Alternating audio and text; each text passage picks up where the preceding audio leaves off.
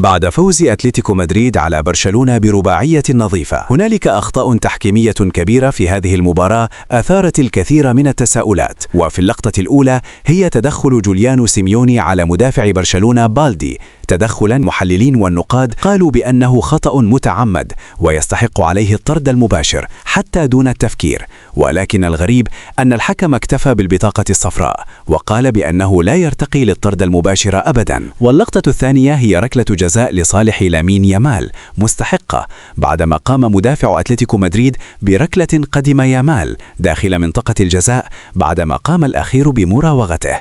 يامال سقط في منطقة الجزاء، ولكن الحكم وغرفة الفار تغاضوا عن هذه اللقطة واعتبروها تمثيلية من يامال. ولو راجعنا اللقطة سنشاهد فعلا أن المدافع عرقل قدم لامين يامال. واللقطة الثالثة والأخيرة هي الهدف الملغي لصالح برشلونة بداعية التسلل. بصراحة هذه اللقطة تظهر بالعين المجرد تسلل، ولكن إذا أمعنت النظر في قدم ليفاندوفسكي ستشاهد اختلاف. والمثير للجدل أيضا أنهم قالوا بأنهم حددوا هذا الخط يدويا، ما يعني أنه ليس مضبوطا بنسبة 100%.